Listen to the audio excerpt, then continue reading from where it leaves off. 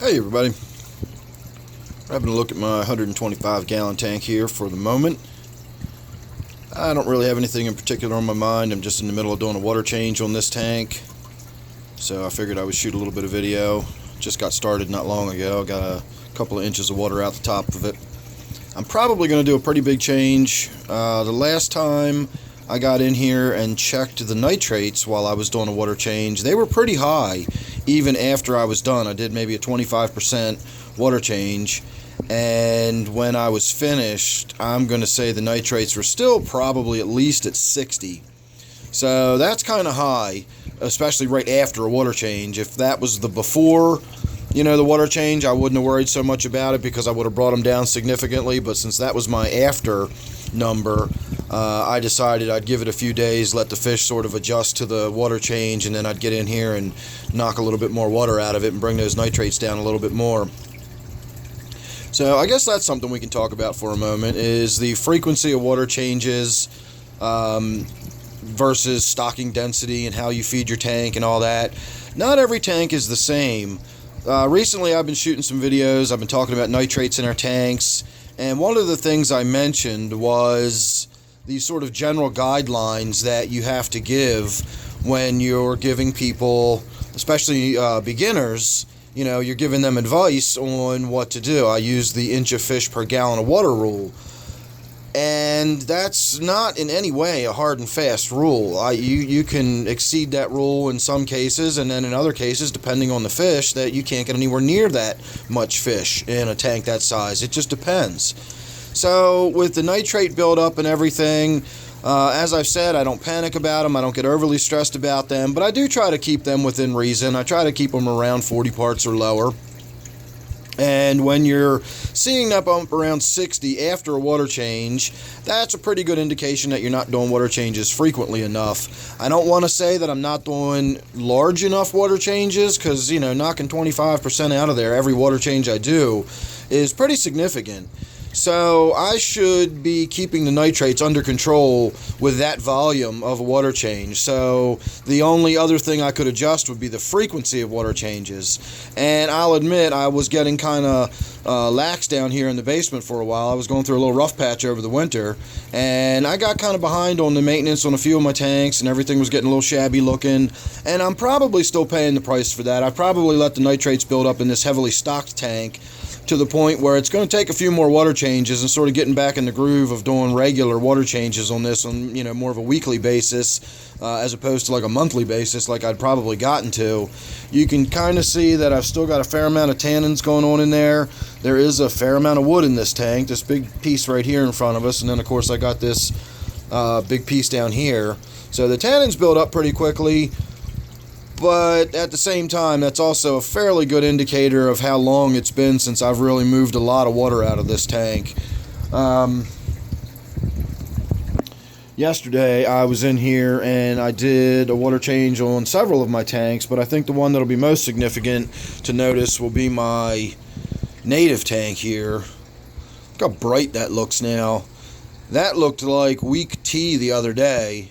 And I did probably a 60% water change out of this tank. I really did a big water change out of this tank, and it just looks completely different. It is so bright, and it looks like white light in there again instead of this yellow light sort of filtering through the tea-stained water. So it won't be long before it's yellow again and getting all tea-stained. But we got it down, and I did not do nitrates test afterwards, so I don't really know what to say is in there. I'm going to guess it's probably still 40 parts per million. Maybe I'll do a test while I'm killing time standing around here tinkering around. That'll be just something to figure out. I do plan on doing a before and after on the native tank, the 125 that we're working on right now, because I want to see how much I reduce them and see what we're dealing with on the backside of this water change too. I won't put that in this video. I'm using my phone, and we're just going to do this one clip, little chat here as I kind of walk around the room a little bit. Not really around the world, but pretty close.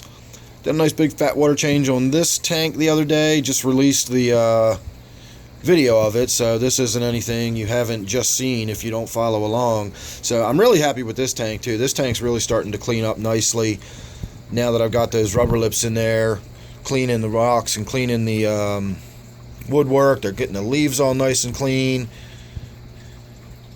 And I got lots of little activity here and there and everywhere. I got some Cories in there, and I got my little Serapé Tetras in there, and little Rasbora heads and glow light Tetras. I got all kind of little stuff swimming around in there. This is a fun little tank. I like this one. And that kind of brings me back to the point I'd started on and sort of wandered away from with my 125. My 125 is really heavily stocked, and that large bioload accumulates nitrates a lot faster than these tanks that have these lower bioloads in them. All of my tanks are plentifully stocked. You know, I don't have any tanks that are sparsely stocked. Even my 40 gallon with my figure 8 puffer in it is, you know, that's not lightly stocked, but this one's not heavily stocked. I've got several guppies in there. I've got a little swordtail in there, and then I've got my figure 8 puffer. Now the figure 8 puffer is, you know, he kind of packs a wallop as far as bioload goes. He's a big fat fish. He's about the size of a skinny golf ball. You know, he's pushing maybe from tip to tail, he's probably about 3 inches now. Pretty slow grower. He's about 5 years old, so he's not really, you know, exploding in size or anything. I'm hoping this 40-gallon tank will be the last one he needs. I don't think he's going to outgrow this tank. But this tank doesn't have a huge bioload in it, and this is probably my least bioload tanks. I mean, I've got quarantine tanks that have more bioload in them than this tank. So these tanks don't need nearly as much maintenance as a tank like this that has all of these fairly good-sized fish in it. This tank is, you know, heavily stocked when you really start looking at the bioload, because you can't just go by the length of the fish. You know, if you were to take a fish like this catfish that was 5 inches long and then compare it to one of these rainbow fish that was the same length, you know, you're dealing with a lot more bioload with this big, thick-bodied fish. It also depends on what they eat. Are they eating a lot of the algae and stuff that's already in the tank and sort of recycling and converting what's in the tank, versus are you throwing lots of shrimp pellets and meaty food in there and really, you know, high protein foods, because that'll blow your bioload up a lot faster. You know, are you feeding your tank with the frozen bloodworms, and are you throwing that whole frozen cube in there and blowing your phosphates up in the tank? That'll cause you to have to do water changes more frequently. So it all depends on the tank and everything. You know, when we get into fish keeping or whatever, everything is subjective. Every single tank is unique. Even mine, you know, every single tank in my basement is its own tank.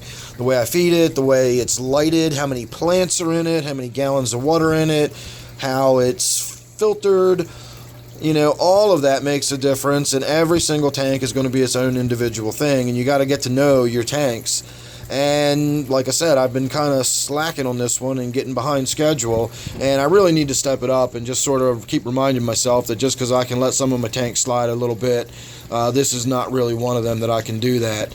You see my Tenopoma just yawned at us there. He's a nice big thick fish, so he's got lots of, you know, body mass and bioload. I got those 2 big loaches in here now, so definitely need to get on top of doing more frequent water changes in this tank. I can stick with the 25%. I just need to get on to, you know, doing that weekly instead of every, you know, 2 to 3 weeks. I need to just kind of make sure I do it every week to 10 days, and I think we'll be back on schedule.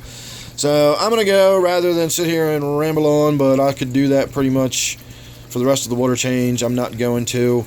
I am going to test this water before and after, though, so if I think about it in one of my upcoming videos, I will mention it and talk about what my findings were and so on and so forth. I do have more videos coming up that I want to do. I've been asked to do a few more videos about my thoughts on a few topics, plus I have a couple of thoughts that I'd like to do on my own particular points of interest that I'd like to get out there. And I've been getting some pretty positive responses on the videos as far as, you know, the people that do watch them, but I've also been watching all of my numbers plummet over the last couple of weeks, so I'm hemorrhaging viewers, and, you know, my dashboard's falling and everything just seems to be going south. So I'm not really sure what's going on with the YouTube channel or why so many people are losing interest. My sub count keeps climbing, but my view count just keeps falling. So I'm not really sure if my, you know, sitting in front of the cameras videos are popular. I kind of thought that would increase my viewership, not decrease it, but we'll see. So give me your thoughts. Let me know what you think. If you like those kind of videos, or if you'd rather me just point my camera at the pretty fish and, no need to see me sitting in front of the tank, which is what I've always suspected all along. So anyway, don't forget to subscribe. You never know what you're going to get with me. This one is my 125 gallon tank. Thanks for watching. I'll see you real soon in the next one.